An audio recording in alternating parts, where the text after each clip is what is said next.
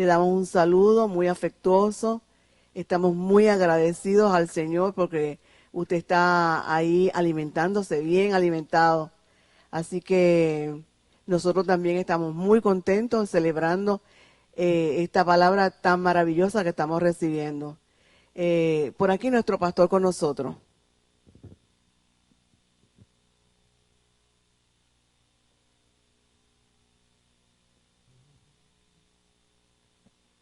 Bien, vamos a ir rapidito.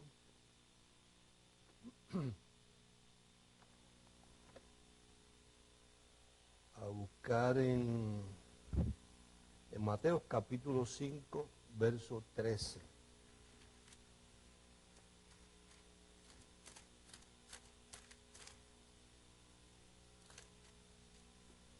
Mateo capítulo 5, verso 13.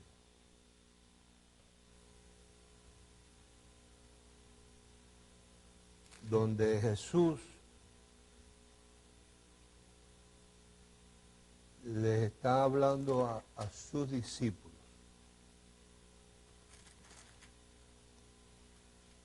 Primero le está hablando sobre las bienaventuranzas.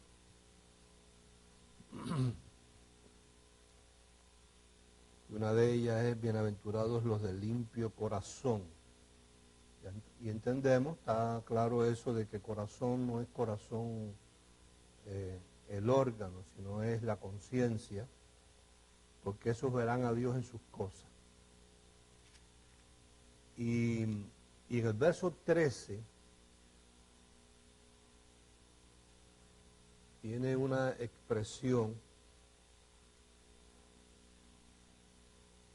para los discípulos, que no son otra cosa que aquellos que iban a formar la iglesia que recién iba a nacer.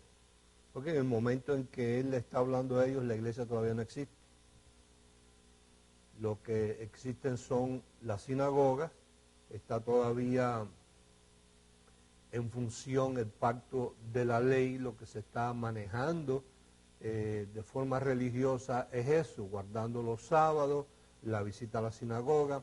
Todavía se celebran las fiestas como la Pascua al estilo antiguo, todavía no ha tomado vigencia el nuevo pacto de la gracia, que es lo que muchos no logran entender, que la muerte de Jesús lo que vino fue a darle vigencia al testamento, al pacto, no vino a salvar a nadie. Las iglesias cada día están más, las iglesias evangélicas cada día están más atrasadas, porque entretienen a la gente en algo que no es realidad. O sea, Jesús lo que vino con su sacrificio fue a validar el testamento, porque dice la palabra que el testamento no es válido mientras el testatario está vivo. Eso es, diga sentido común. Hay un testamento que escribe Pepe Fernández hacia los hijos o hacia quien sea, y mientras ese Pepe Fernández está vivo, aquella gente no se pueden presentar a cobrar esa herencia. Tan pronto Pepe muere, se hace válido el testamento y los herederos vienen a cobrar. Entonces la muerte de Jesús lo que hace es validar un testamento. Su sangre lo que hace es que crea, a ver cómo te lo explico de la forma más elemental posible, porque mi interés es que tú lo entiendas bien. La sangre viene a crear como una cortina, para que Dios cuando te mire a través de esa cortina. La sangre viene a crearte un uniforme, para que cuando Dios te mire no vea lo que hay detrás del uniforme. La sangre no salva, sino que viene a producir algo, oído, no para nosotros, sino para Dios.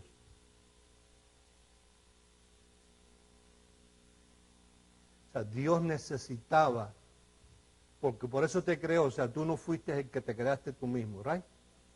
Dios te creó y después de haberte creado, perdió su creación, no pudo tener más comunicación con lo más preciado que él había creado, que lo hizo a su imagen y semejanza. Perdió la comunicación, entonces él tuvo que proveer algo que lo ayudara a él, no a ti, sino a él a poder tener comunión contigo. O sea, él no podía rebajarse al plano de tener comunión contigo así como tú y yo éramos, porque entonces se convertía en uno más como nosotros, sino que él tuvo que proveer una sangre para él entonces poderse acercar a nosotros mediante la fe en la sangre. Entonces la muerte de Jesús lo que hace es validar ese testamento, y entonces Jesús le está hablando a estos discípulos que son los que eventualmente van a empezar a formar la iglesia que en ese momento no existía. Y le dice esto a ellos: vosotros sois, ustedes son la sal de la tierra. Ahora, hablando de la tierra, que vamos a entrar un poquito después en una explicación más extensa sobre eso. Cuando uno habla de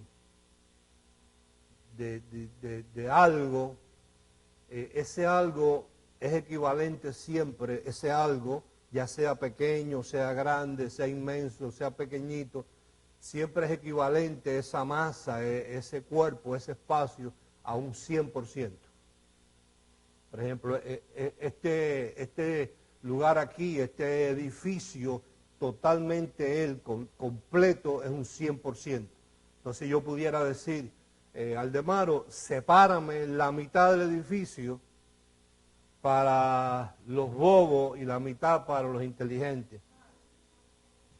¿Qué cantidad habría para los bobos? ¿Qué cosa es la mitad? 50%. Si le digo, sepáramelo en 4 partes, cada parte que es equivalente. Cuarto, ¿qué es? 25%. Ahí, eso está claro. Entonces después vamos a entrar en eso. Entonces él le dice, vosotros sois la sal de la tierra, del 100%. Entonces va a hablar de la sal. Dice, pero si la sal, ¿para qué sirve la sal? Para sazonar, para dar sabor, para preservar, inclusive en los tiempos antiguos, cuando no había hielo ni había refrigeración, se preservaban las carnes con sal.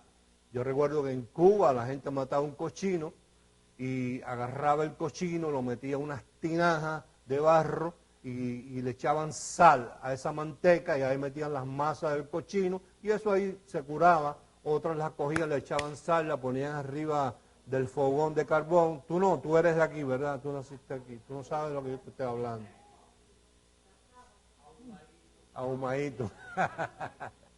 Y así saladito lo ponían ahí, mientras iban cocinando las demás cosas, el humo ese que iba saliendo, iba ahumando esa carne, y la gente después le echaba mano a eso y estaba, ¿verdad? Diga la sal.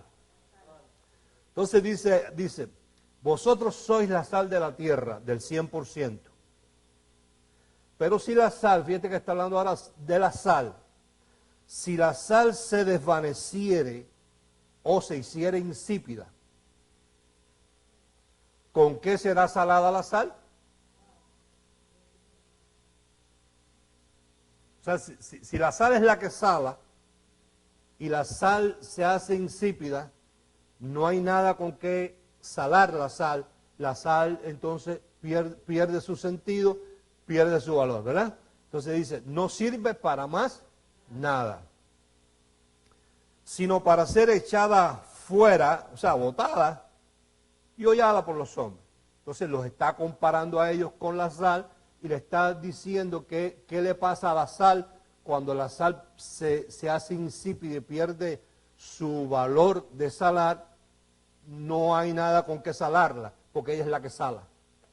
¿Estamos? Bien. Entonces, yo quiero una vez más hoy, quizás para ti no, o quizás para ti sí, porque a veces la gente, hay una ley de familiaridad en el ser humano, que cuando oye una cosa muchas veces, pues llega un momento que no le llama la atención, se le cauteriza la conciencia, los oídos, como que no le están alerta. Pero bueno, a lo mejor tú has oído esto que yo voy a decir muchas veces y nunca te ha despertado el interés, a lo mejor te despierta, pero también para muchísima gente que nos sintonizan a través del internet. Si fuera este el último mensaje que yo fuera a hablar, hablaría de esto. Cogería esto por el daño que le hace a las personas. Cuando hablo de personas, yo tengo tanta relación con personas que no son evangélicas, que puedo hacer un balance. O sea, el trato con el evangélico yo lo evito bastante, porque son gente que tienen una forma de pensar muy atrasada, vaya, que no lo entienden aún, ni aún en las cosas de más sentido común, sus mentes están entorpecidas. Entonces, yo vuelvo a repetir, yo sé que es una expresión que para mucha gente es muy fuerte, que el mensaje evangélico es un fracaso. Y no solo es un fracaso, sino eso aleja a la gente de la realidad. Los entretiene. Por ejemplo, el evangélico o el predicador evangélico, su mensaje es acerca de la salvación. Y volvemos a entrar en el caso de que la muerte de Jesús no vino a salvar a nadie. Lo que vino fue a validar un pacto, un testamento, una herencia. Lo que vino fue a reconciliarnos a nosotros. Cuando tú reconcilias a alguien, esa persona, tú no la estás salvando, sino tú la estás atrayendo a un lugar donde ya estuvo. Por eso se usa la palabra reconciliar. Quiere decir que esa persona estuvo conciliada, se desconcilió y ahora lo estás reconciliando. O sea, no lo estás trayendo a un lugar nuevo para esa persona, no lo estás salvando, sino lo estás reconciliando. Pero el mensaje evangélico se trata, tú observas cualquier mensaje de cualquier predicador y durante su mensaje el interés es hacer sentir a la persona que tiene inseguridad de salvación. Ese es el mensaje, inseguridad de salvación, que está corto delante de Dios para que al final poderle ofrecer una salvación que no es tal, que no existe tampoco, para atraerlo una vez más al altar, crear el espectáculo que siempre se crea en todas esas personas, y no solamente a los que están allí por primera vez que andan buscando algo, sino a aquellos que han estado ahí siempre, se les advierte que por si acaso se reconcilien porque pueden haber fallado en algo durante la semana y eso les puede costar la salvación, y si viene el Señor se quedan, y si se mueren el diablo se los lleva al infierno, etcétera, etcétera, etcétera. Entonces eso me lleva a que es un mensaje de inseguridad. Diga inseguridad. La otra parte de su mensaje, estoy hablando de las cosas clave, es el temor con el diablo. Cuando tú lees la palabra, dice que el diablo fue destruido. Entonces estamos hablando de una salvación que no existe, de un diablo que dice la palabra, que así como los hijos participaron de carne y sangre, el Padre también participó de lo mismo para destruir por medio de la muerte al que tenía el imperio de la muerte, esto es, al diablo. Entonces, si dice la palabra que él fue destruido, porque si no fue destruido, entonces podemos decir que el sacrificio de Jesús no produjo nada. Siguieron las cosas igual que como estaban antes. Entonces amenazan a la gente con una persona, un personaje que está destruido de acuerdo a la palabra. Y eso tú lo encuentras en Hebreos 2:14, en cualquier versión de cualquier Biblia. Te amenazan a la gente con el infierno, cuando la palabra dice, en los pocos lugares que se menciona, que es en los evangelios, que el infierno, o me explico, el Hades, no prevalecería abierto. ¿Por qué? Porque era un lugar que era temporal, que Dios lo puso allí hasta que viniera la simiente. En todos los 66 libros del Antiguo Pacto no aparece la palabra Hades en ningún lugar. Aparece el seno de Abraham y el lugar de tormento porque no había una sangre que limpiara y hiciera digno a la persona de acercarse a Dios. En los evangelios Jesús avisa y se pone él como ejemplo y explica que una vez su sacrificio fuese hecho, las puertas del Hades no prevalecerían abiertas. Si quiere decir que si no van a permanecer abiertas, van a estar como cerradas. Y no solamente cerró el Hades, sino también el seno de Abraham. Ya no existe ninguna de las dos cosas. Entonces, el mensaje evangélico es basado en cosas que no existen. Rudimento, la palabra habla sobre que son obras muertas, que aquellos que se ocuparon de ellas en nada le aprovecharon. Hebreos 13, verso 9. Que mejor es afirmar la conciencia con gracia. Porque en gracia no hay condenación. En gracia no hay amenaza. En gracia no hay exigencia. Gracia es el amor de Dios hacia nosotros independientemente de cómo nos portemos o cómo seamos. Eso es gracia. Entonces te dice, afirma tu conciencia con gracia para que puedas entender el amor de Dios. Si lo afirmas con obra, la obra te dice que de acuerdo a cómo tú te comportes es que como Él te va a amar. Entonces es un fracaso. Y si hablamos de la oración, la oración, si nosotros la analizamos de la forma en que el evangélico y muchos que han oído gracia siguen orando, yo creo firmemente, ustedes lo saben, en las señales que enviamos a las cosas que tienen aliento y vida. Lo dice la palabra, que Dios le dio aliento y vida a todas las cosas. Lo podemos leer en miles de lugares en la palabra y está más que demostrado. Al mismo tiempo, dice la palabra que todas las cosas que pertenecen a la vida nos fueron dadas mediante el conocimiento. El hecho de que yo no la tenga no quiere decir que Él no me la dio. Si Él me la dio, esto es cosa de sentido común. Si alguien me da algo a mí, ¿cuál debe ser mi reacción? ¿Tengo yo, después que tú me des eso, seguírtelo pidiendo? Entonces, la actitud psicológica, voy a decirte, que presenta el individuo que se acerca a Dios pidiendo. Cuando hablo de la actitud psicológica, te cambio la palabra para que no te dañe la forma de entender el mensaje. Porque a lo mejor todavía la persona tiene esa religiosidad que cuando uno usa palabras como psicológicamente, y dice, ay, está hablando de psicología, no está hablando del espíritu. Bueno, te lo voy a decir diferente. La actitud de la conciencia de la persona cuando se acerca a orar pidiendo es esta, es una actitud de fracaso y de duda. Me acerco a pedir porque no me diste lo que te pedí. Y cuando tú envías a las cosas una señal de duda, todo lo que el hombre sembrare,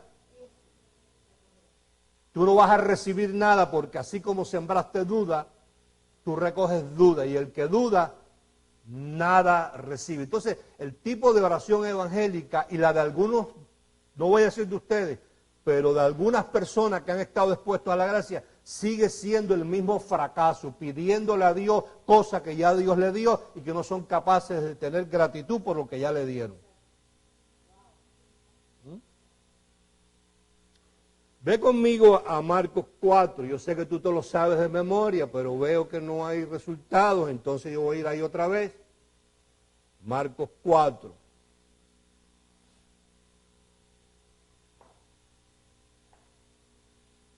La oración pidiendo es una actitud de mendigos, de duda, de fracaso. Vengo y pido porque no me diste. Vengo y pido otra vez porque no me solucionaste. Vengo y pido porque no me escuchaste. Vengo y pido porque la primera vez, la segunda y la tercera no me funcionó. voy a tratar a ver si esta me funciona. Y si no me funciona, entonces voy al predicador que supuestamente tiene más unción que yo para que él pida por mí. O voy a hablar con la hermana tal que tiene aspecto de espiritual. Si tú supieras. Oye, 30 años en esto no es fácil. Marcos 4.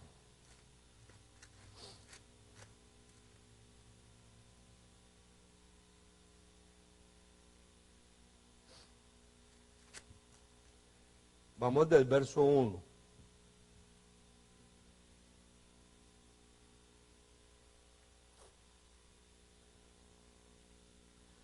Dice, otra vez comenzó Jesús a enseñar junto al mar y se reunió alrededor de él mucha gente, tanto que entrando en una barca se sentó en ella, en el mar, y toda la gente estaba en tierra junto al mar. Y les enseñaba por parábola o ilustraciones muchas cosas, le decía en su doctrina, oíd, he aquí el sembrador salió a sembrar. Al sembrar aconteció que una parte cayó junto al camino y vinieron las aves del cielo y la comieron. Otra parte cayó en pedregales, desde donde no tenía mucha tierra y brotó pronto porque no tenía profundidad de tierra, pero salido el sol se quemó y porque no tenía raíz se secó. Otra parte cayó entre espinos y los espinos crecieron y la ahogaron y no dio fruto. Pero otra parte cayó en buena tierra y dio fruto, pues brotó y creció y produjo a 30, a 60 y a 100 por uno. Entonces les dijo, el que tiene oídos para oír, oiga.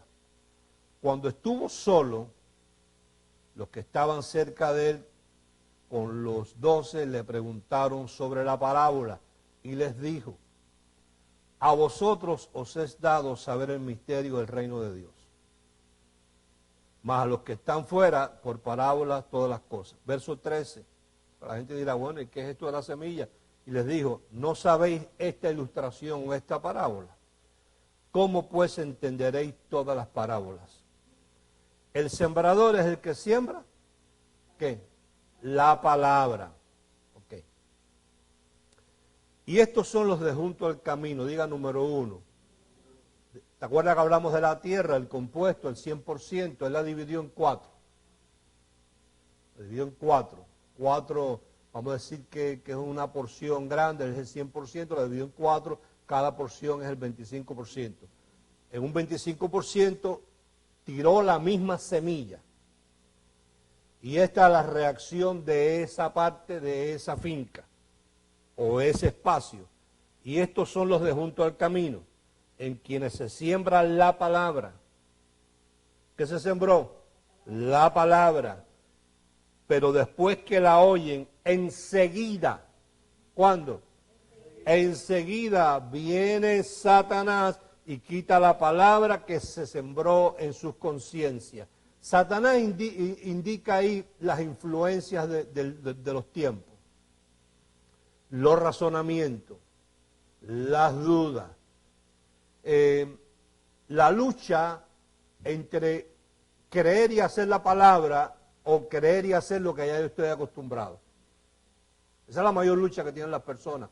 La lucha entre oír la palabra, creerla y hacer lo que dice la palabra, o seguir haciendo a lo que ya yo estoy acostumbrado. Entonces dice que viene enseguida y quita la palabra, entonces quiere decir que esa porción de esa tierra se malogró, no dio fruto ninguno, 25%. La otra parte dice, estos son asimismo los que fueron sembrados en pedregales, los que cuando han oído la palabra al momento la reciben con gozo, pero no tienen raíz en sí, sino que son de corta duración, porque cuando viene la tribulación o la persecución por causa de la palabra, luego tropiezan. ¿Cuál persecución? A ti nadie te persigue por la palabra, el que te persigue eres tú mismo. Al principio es un gozo tremendo, pero cuando empezamos una vez más a no utilizar el tiempo para hacer la tarea, a entender que el propio Jesús nos está diciendo que usemos la ilustración de una semilla y tratemos a la palabra como si fuera una semilla sembrada, que eso necesita, diga tiempo, tiempo. Pastor, que no tengo tiempo. Tienes tiempo para Facebook. Tienes tiempo para enterarte de la vida y milagro de gente que no te aprovechan en nada, ni a ti te importa. Pero no tienes tiempo para que la palabra se te revele. ¿Cuál es la consecuencia? Bueno, la consecuencia es que dice, luego tropiezan. Quiere decir que tampoco dio fruto. La tercera parte. Estos son los que fueron sembrados entre espinos. Los que oyen la palabra, pero los afanes de este sistema y el engaño de la riqueza y las codicias de otras cosas, entran y ahogan la palabra y se hace infructuosa. Quiere decir que es la misma palabra, y ahí tenemos la explicación de que el espacio completo, que era el 100%, el 75%, ¿qué le pasó? Se malogró, no pasó nada, era la misma palabra, el mismo sembrador, y que cada cual pues se ubique en el lugar que le corresponde. Verso 20. Y estos son los que fueron sembrados en buena tierra, los que oyen la palabra y la reciben, o entiéndase, la retienen y dan fruto a 30, a 60 y a 100 por uno. Matemática, vamos a sacar matemáticas. Se sembró la palabra en un espacio de un 100%.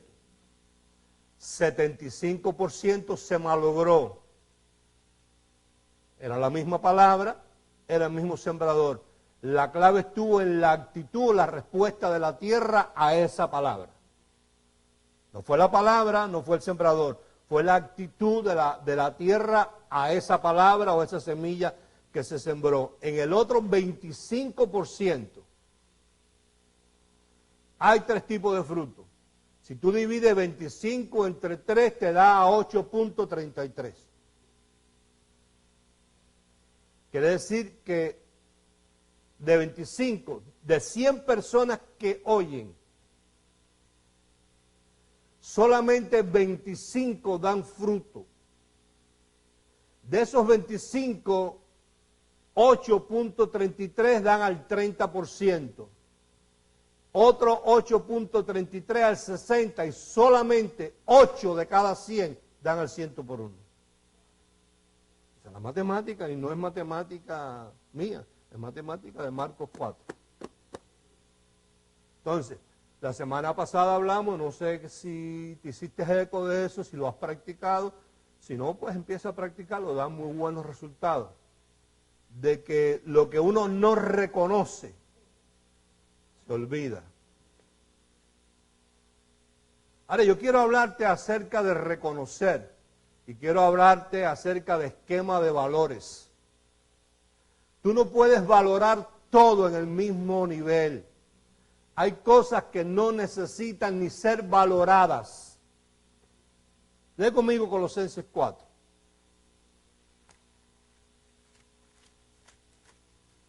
Yo no me voy a meter a Facebook a averiguarle a la gente y a valorar a esa gente. Yo no valoro eso, yo no ni pierdo mi tiempo. Bueno, yo no tengo Facebook, ni me interesa, ni Instagram, ni WhatsApp, ni Follow Me, ni Follow You, nada de eso. Ni Twitter, ni nada. No pierdo mi tiempo en eso. ¿Por qué no pierdo mi tiempo en eso? Porque lo valoro. Porque mira, está probado que tú pierdes la salud y la recuperas. Tu cuerpo se regenera cada 6 años, completo. Tu piel se regenera completa cada 4 o 6 días, completo. Pero si tú pierdes el tiempo, nunca más. Tú puedes hasta morirte y resucitar. Hay varios casos de gente que le han metido las máquinas y lo han vuelto a traer a la vida. Algunos hacen cuentos de fantasía, otros no hacen. Estuve en un túnel, estuve en un hueco negro, pero independientemente, clínicamente estuvieron muertos y el médico los resucitó. ¿Sí o no? Quiere decir que recuperaron la vida. Tú puedes ser millonario, perder tu fortuna y hacerte más millonario. Ahí tienes el caso de Donald Trump. Era millonario, se tuvo que declarar en bancarrota, lo perdió todo y ahora tiene 10 veces más que lo que tenía antes. Tú puedes perder la esposa y después tener otra mejor.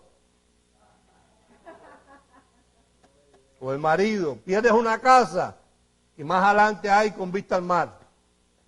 Pero el tiempo.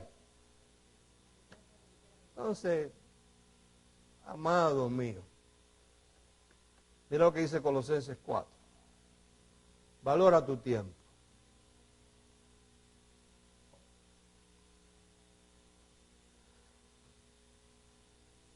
A ver si tú y yo entendemos esto igual, ahí Colosenses 4, verso 1.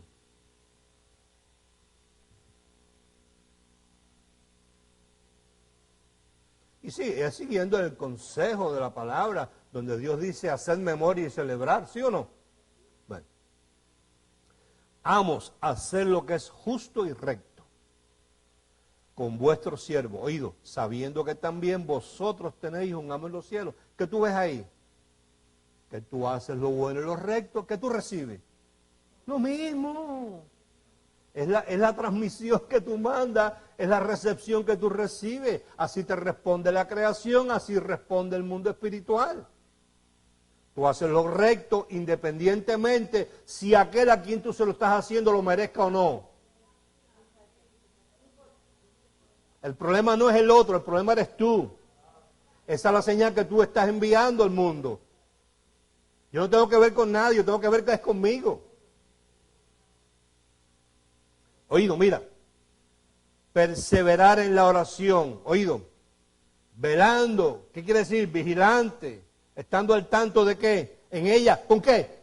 Con acción de gracia y no dice pidiendo nada.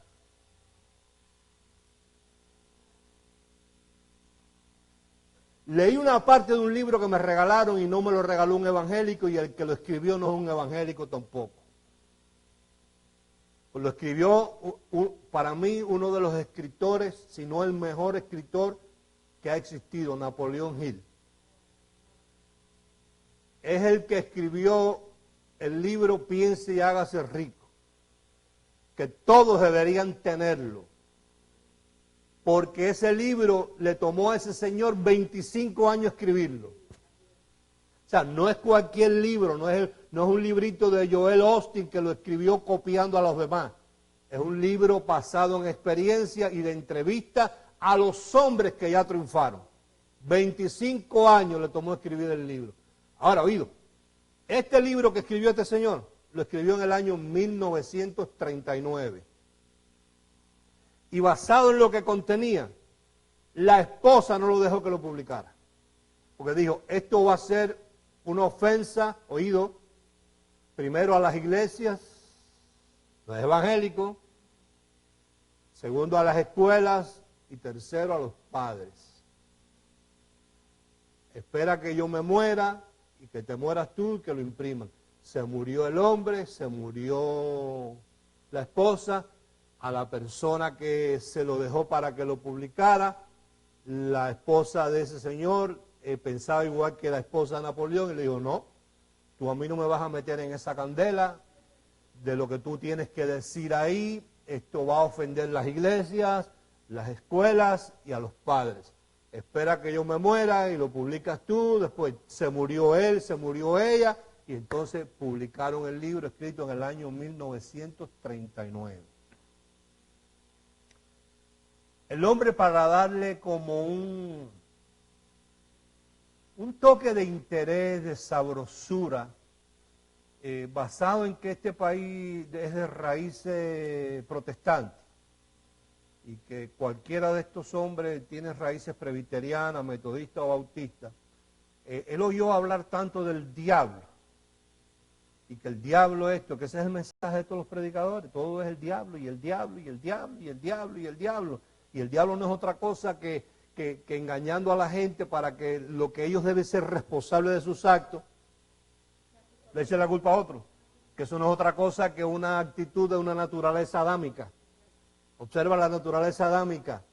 La mujer que tú me diste y después la serpiente que tú creaste. aquí yo no tengo la culpa, el problema es tuyo, la culpa es tuya. Si me hubieras dado a otra mujer en vez de Eva, me hubieras dado a María o a Lucrecia, o si me hubieses dejado escoger a mí, no hubiera pasado esto, pero como no me quedó más remedio que estar con Eva, la culpa no es mía. Y Eva, no, eso fue el bicho que tú creaste, la serpiente. Si hubieras creado una serpiente diferente, o sea, que la naturaleza caída siempre encuentra echar la culpa o hacer responsable del fracaso a las demás personas, o al sistema, o al país, o al político, o al presidente. Nunca tú oyes a la gente decir, es que mi actitud no ha sido buena, mi forma de proceder no ha sido buena, mi forma de pensar no ha sido buena, siempre he estado quejándome y pidiendo y criticándolo todo y metido en bochinche y en chisme, en vez de ponerme a hacer las cosas que la palabra dicta, ¿viste? Entonces, dice este señor, y el libro no está en español, está solamente en inglés. Después te digo el título porque se me olvidó. Pero tiene que ver algo con el diablo, ¿no? Él le da un tono de interés al libro, después de haber oído hablar tanto del diablo en las iglesias, que el libro se trata como que él logró entrevistar al diablo. Y que él logró preguntarle al diablo, ¿cómo es que tú sabes? Porque si tú miras el sistema, por favor. Entonces, el libro es interesante porque el diablo le dice en la entrevista, bueno, para empezar, si tú quieres tener una entrevista conmigo, me tienes que llamar su majestad. Si no, no hay negocio. Me tienes que llamar majestad. Pero ¿cómo te voy a llamar majestad? Dice, claro que soy majestad. ¿Tú no ves que el 98% de la gente me obedece a mí? El tipo le dice, bueno, está bien, te voy a llamar majestad, Entonces le dice, en una de las cosas, le dice, ¿cuál es tu arma más? Ya a la mitad de la entrevista logra convencer al diablo que le diga cuál es su arma más potente. Dice, es que si te lo digo, pierdo todo y bueno, ¿a quién le temes tú? ¿Tú le temes a Dios? Y dice, ¿de quién tú hablas? De mi opositor, de la otra parte. No, yo no le temo tanto a Dios. ¿Y a qué tú le temes? Dice, le temo a la gente que tiene pensamientos independientes. Que no se dejan guiar por la corriente. Los que se dejan guiar por la corriente de los demás, eso ya están, eso, ¿tú sabes lo que hago yo con esa gente? Los dejo que se entretengan en las iglesias, en las escuelas y en los hogares viendo el televisor. Pero le tengo terror a la gente que tiene pensamientos independientes. Entonces dice, ¿cuál es tu arma más? Dice, la mía. La ignorancia y el temor. ¿Y cuál es lo más? Pero es que yo no entiendo que tú dices que tienes el 98%, si tú trabajas solo. Dices, ¿solo? Yo tengo millones de ayudantes, lo que pasa es que ustedes están tan entretenidos que no los identifican. Dice, ¿pero cuáles son? Dice, mira, mis primeros ayudantes son las iglesias. En segundo lugar, las escuelas. Y en tercer lugar, los hogares en los padres. Dice, ¿cómo así? Dice, mira, observa a los niños. Los niños están en kindergarten, primero, segundo grado, y son inquietos y todo lo preguntan. Y en la casa todo lo preguntan, y en la escuela todo lo preguntan, y en la iglesia todo lo preguntan. Pero ya cuando entran en tercer grado, cada vez que preguntan, como no saben, siempre se equivocan, lo que hace es que los regañan. Y al regañarlos, pues entonces ellos van adoptando una actitud de ¿para qué voy a preguntar? Si lo que hace es que me regañan. Me regañan. Si llego a mi casa y pregunto, me regañan. Empiezo a una conversación y no me dejan terminar y me regañan. Y tú cállate, que tú no sabes. No sé si tú asocias algo con alguna... Cállate, que tú no sabes. Y en las iglesias, pues son mis mejores ayudantes. Porque en las iglesias es simplemente la dependencia de ese Señor que se para ahí los domingos y que me dice lo que tengo que hacer sin tener mi pensamiento independiente de lo que la palabra de Dios dice. Entonces, yo me quedé así y dije, pero oye, este hombre escribió este libro en 1939, como si nos hubiéramos conocido de toda la vida. Entonces mira lo que dice aquí. Dice, perseverar en la oración, velando en ella, ¿con qué? Acción de gracia. Hemos estado hablando de reconocer, y cuando uno reconoce uno valora, y después que valora, ¿qué hace uno? Celebra. ¿Qué es celebrar? Gratitud. Y cuando uno celebra con gratitud, uno se recuerda y eso va a la memoria. Y cuando llega el momento, uno no responde basado en el último evento, sino responde basado en lo que uno tiene en la memoria. De ahí un pedacito en el libro. Qué maravilla esto. Qué maravilla esto. Eso no lo leí en el libro, eso lo hemos hablado aquí, porque el libro me lo regalaron, bueno, ayer fue que me vino a caer en las manos. Me llegó, me lo mandaron por correo. Dice que él oraba conforme a como oraba todo el mundo. Y entonces dijo un día, me luce que mi oración, ¿sabes? No es un hombre evangélico, es un hombre creyente en Dios. Me luce que mi oración no va a tono con la perspectiva que tengo yo de Dios. Y empezó, dice él, que a dar gracias, no a pedir por lo que no tenía, sino a dar gracias por lo que ya tenía. Dice que él empezó dando gracias a Dios por la salud que tenía, que su cuerpo nunca había sido invadido con una enfermedad terminal. Porque a ti te puede doler un hueso, una rodilla, etcétera, lo otro aquí y allá. Pero estamos hablando de enfermedades terminales, ¿no? De personas cuadraplégicas, que no pueden ni ir al baño a orinar solo. Y eso tú no lo tienes, ¿verdad? No estamos hablando de una presión que es controlable si tú te controlas la boca. No estamos hablando de una diabetes que es controlable si te controlas la boca y haces tu poco ejercicio. No estamos hablando de eso. Estamos hablando de enfermedades terminales. Una persona cuadraplégica o una persona paralítica. Entonces dijo, yo tengo una fortuna en mi salud. Doy gracias a Dios por la libertad con que yo vivo y puedo pensar. Yo doy gracias a Dios porque Dios me ha dado una oportunidad. Y estoy rodeado de oportunidades. Sobre todo cuando vivimos en este país, aquí hay oportunidades para todo, para todo. Si quieres estudiar, si quieres escribir un libro, si quieres pintar un cuadro, si quieres hacer ejercicio, si quieres ponerte en un grupo de caminatas, de bicicleta, aquí hay millones de cosas que hacer, en vez de ver novelas. Aquí hay escuelas para todos si tú te quieres superar. Ayer mismo yo vi una noticia ahí de una señora que se graduó junto con los nietos de universidad. Hay aquí estudios gratis, que no hay que tener dinero, que tú te matriculas y estudias lo que te guste y usas tu tiempo sabiamente y no lo desperdicias en Facebook ni en las novelas, sino nutriendo tu mente para ti mismo, para tu propio beneficio. Entonces dice ahí que cuando él logró entrar en ese aspecto, encontró que tenía tanto ya, que solamente le dijo, Señor, ayúdame a ser merecedor de lo que ya tengo.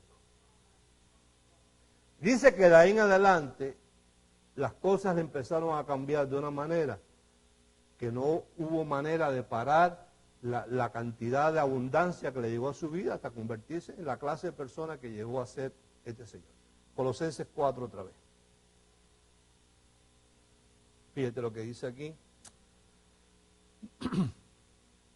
Verso 2 hablamos de la acción de gracia. Verso 5. Andad sabiamente para con los de afuera. ¿Haciendo qué? Redimiendo qué? El tiempo. ¿Por qué nos manda a redimir el tiempo? Porque el tiempo es algo que uno no recupera. El tiempo no se recupera. Entonces, reconozco. Cuando reconozco, ¿qué hago? Pero dentro de valoro yo tengo que pasar un filtro ahí, porque a veces yo me pongo a valorar cosas que no valen la pena que yo ni las valore. Yo, por ejemplo, es una costumbre porque yo la he compartido con ustedes a través de los años. Yo cuando salgo a caminar o cuando estoy haciendo inclusive mis ejercicios, lo que sea, yo no empiezo dando gracias por allá, yo empiezo dando gracias a Dios por mí. Mi spiral, mi espiral más cercano. Yo empiezo por mí y le empiezo dando gracias a Dios por la salud que me ha dado. Que ¿sabes? Tengo 40 y pico de años y me siento todavía bien. ¿Tú ves? Y le doy gracias a Dios por mi salud, porque puedo hacer ciertas cosas que gente de 40 y pico no hacen. ¿Viste? Y le doy gracias a Dios por la inteligencia que me ha dado, que no soy un genio, pero puedo pensar. Y le doy gracias a Dios que no tengo enfermedades terminales. Y le doy gracias a Dios porque me da sabiduría. Y le doy gracias a Dios por las oportunidades que me da, por la libertad que tengo. Le doy gracias a Dios por ese entorno que tengo, que es lo más cercano que tengo en ese momento, los árboles, el aire, porque respiro oxígeno. Oye, hay gente que no puede respirar. Cuando yo termino de ese spiral, de esa espiral cerca mío, enseguida salto a mi esposa, pues son 52 años. Entonces, ahí valoro. Y me detengo a valorar que fue buena novia. Después que fuimos niños, fue buena niña novia, fue buena novia adolescente, fue buena novia joven, ¿ves? Después fue buena esposa joven, fue buena esposa menos joven, fue buena esposa un poquito más adulta, fue buena esposa un poquito más madura, fue una buena esposa un poquito más madura, ¿ves? Y sigue siendo buena esposa madura. Es buena persona porque yo la conozco. Sé su forma de actuar. Tú quieres conocer a Miguel, vive con él. Buena persona con todo el mundo. Jamás le ha oído un bochinche ni hablando nada de nadie. No es bochinchosa, no es chismosa. ¿Te estoy poniendo? Eso tiene su precio.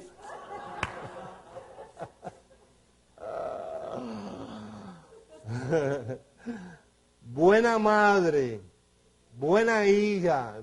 Empiezo a valorar mi spiral, lo más cercano. Que tengo que estar yo valorando a nadie allá de Colombia, por favor, ni de aquí ni de allá. A mí que me interesan los artistas de las novelas. De ahí salgo a mis hijos, ¿entiendes? 2 hijos, y tienen unos valores con sus esposos y sus esposas increíbles. Después salgo a mis nietos, ¿entiendes? Entonces, cuando yo termino de valorar tú sabes, mi entorno, termino de valorar mi suplición, mi sustento, mi abrigo, oye, yo no tengo por qué pedir nada. Soy rico, estoy completamente feliz, estoy emocionado. Y ahí cuando estoy así, es que yo entonces digo, pero hay cositas que tengo que cambiar mías.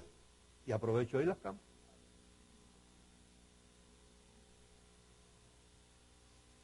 Le agradezco a Dios por la madre que tuve, que ella heredó eso de su padre, porque se quedó viudo muy joven, y le enseñó a mi mamá y a sus 2 hermanas, y les dijo, algún día yo les puedo faltar y no puedo permitir que ustedes no se sepan valer por sí mismas.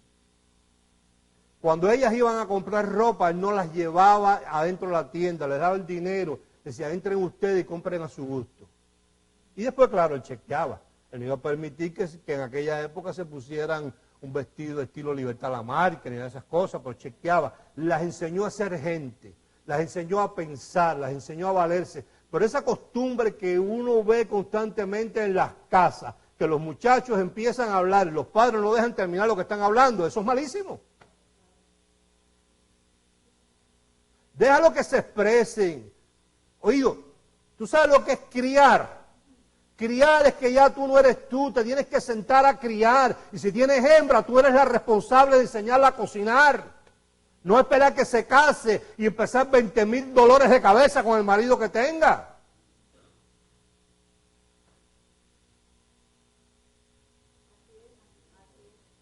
Tú enseñas la cocina. Tú no le puedes decir a una hembra en tu casa que tú nunca la has enseñado. Ve a hacer tal cosa y cuando lo empieza a hacer, echarte a reír de ella porque no supo. Lo que tú estás creando es, le estás poniendo al señor del sistema en bandeja de plata a esa muchachita. Porque la vas a convertir en una seguidora de la corriente del mundo. Entonces, dice él que el diablo finalmente le descubrió el secreto. Primero las iglesias. Porque ahí la gente no piensa. Ahí la gente no busca a ver si lo que aquel le está diciendo es verdad o mentira. Sí, dependo de ti, ora por mí, ponme las manos, ponme en la listica de oración. ¿Dónde está la urna para echar mi petición? Segundo, las escuelas, que ya los niños del tercer grado no se atreven ni a preguntar, porque la maestra se ríe de ellos y los compañeros también. Y tercero, las casas. Pero dice la palabra que a eso vino Jesús, a rescatarnos de la vana manera de vivir que recibimos de nuestros antepasados. Entiéndase, pastores, curas, alcaldes, maestros y padres y abuelos y tíos. Una última cosita y nos vamos.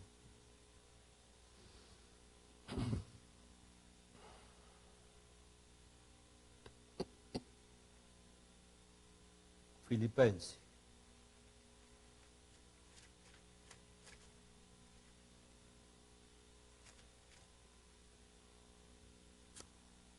Yo no quiero saber que tú me digas qué bueno estuvo el mensaje ni no, sino que tú pongas en práctica para tu propio bien, no para el mío.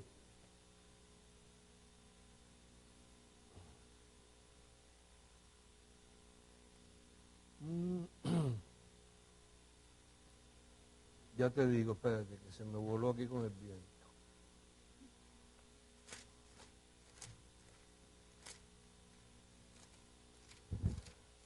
Tú presta atención como si este fuera el último mensaje que yo te fuera a compartir. ¿Oíste?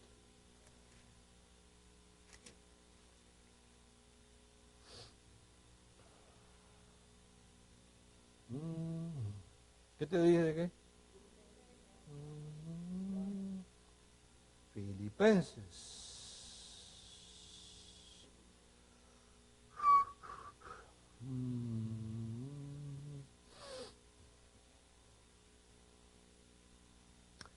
Claro.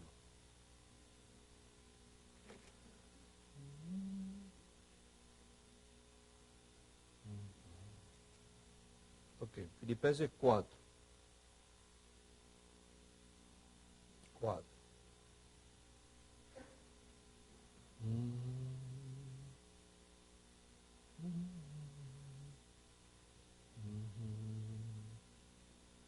Verso 5. Verso 5.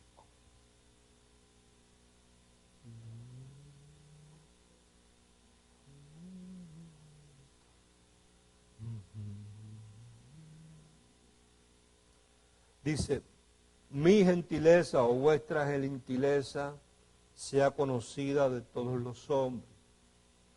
Tú me has oído a mí compartirlo muchas veces. Cuando tú vas a una peluquería, vas a una oficina de médico, vas a una oficina de un contador, nunca vayas con las manos vacías. No adoptes la actitud de la gente. Es que yo le pago. No se trata de eso. No hay, mira, nosotros tenemos el mejor seguro en este momento que existe en el mundo. Tenemos 100% casi. Entonces nos estamos chequeando constantemente porque es mejor prevenir, ¿verdad? Y entonces tenemos también el tiempo para hacerlo, que antes no lo tuvimos. No hay una sola vez que yo visite a mi dentista, o a mi urólogo, o a mi nefrólogo, o mi cardiólogo, o mi, todos los logos, eso que yo no haga una bandeja de ensalada de pollo y me aparezca con ella. A mi peluquera. Queda rica, ¿verdad? Muy rica, muy sabrosa. Porque eso, mira, el otro día yo fui a la dentista a hacer un turno. Cuando me vio me dijo, te adoro. Yo le pago a ella, yo no quiero que ella me lo haga de gratis ni me lo hace de gratis. Yo no quiero que la muchacha que está allí, que también le doy, que se llama Angie, le huele el turno a María o a Pepe para que me lo dé a mí. Pero yo te aseguro a ti, yo te aseguro, que por ejemplo, hay veces que un sábado por la noche, un domingo por la tarde, es muy difícil que te cojan un teléfono, ¿verdad? A mí me lo cogen. A mí me atienden el teléfono a esa hora, domingo por la tarde. Y es muy difícil que ellas, cuando tú llames, te digan, ¿cuándo quieres venir? Bueno, cuando haya turno, bueno, dime tú. Dice, bueno, a mí me conviene martes a tal hora. Dice, deja ver cómo te cuelo.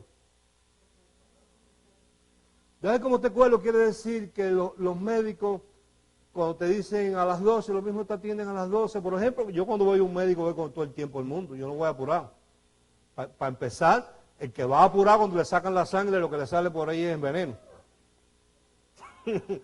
Yo voy tranquilo con mis ensaladas de pollo, creando mi ambiente, poniendo mi energía positiva con las muchachas que trabajan allí, con el médico, jodo con ellos, le hago chistes, creo mi ambiente.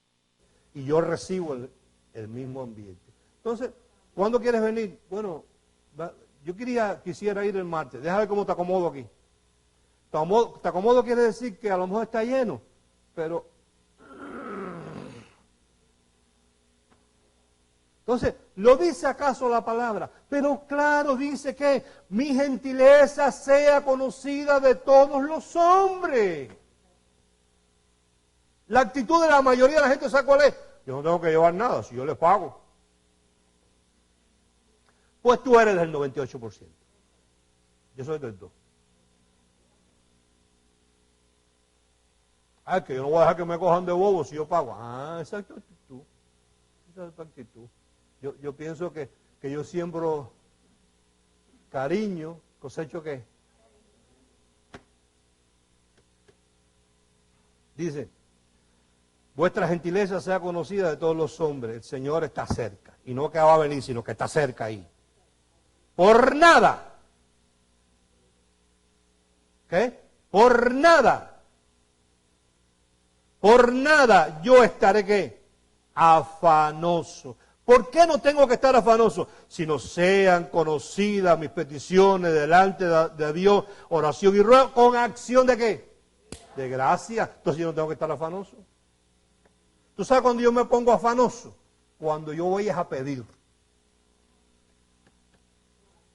Pues como pido y no recibo, y no sé cuándo llega, y es una incertidumbre, pero cuando yo voy delante de Dios dándole gracias por lo que ya yo tengo, a mí el afán se me quita, porque ya lo tengo. Ya lo recibí, sea en gran cantidad o menos cantidad.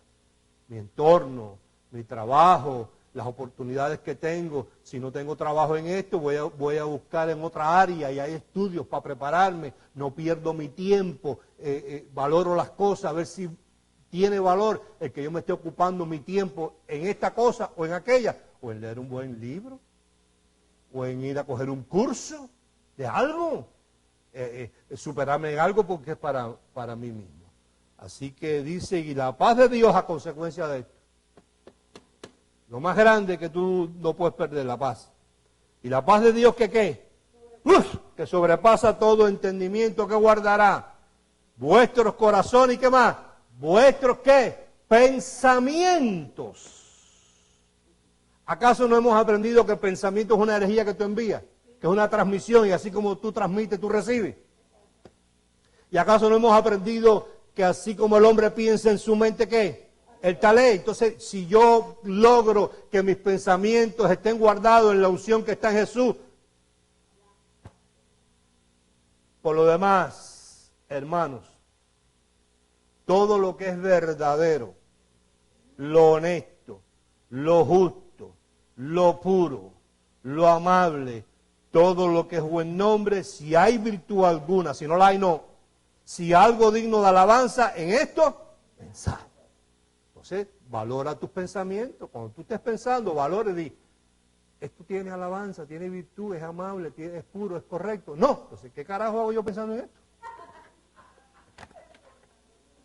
¿Sí o no? Bien. Ojalá nos veamos en otra próxima ocasión.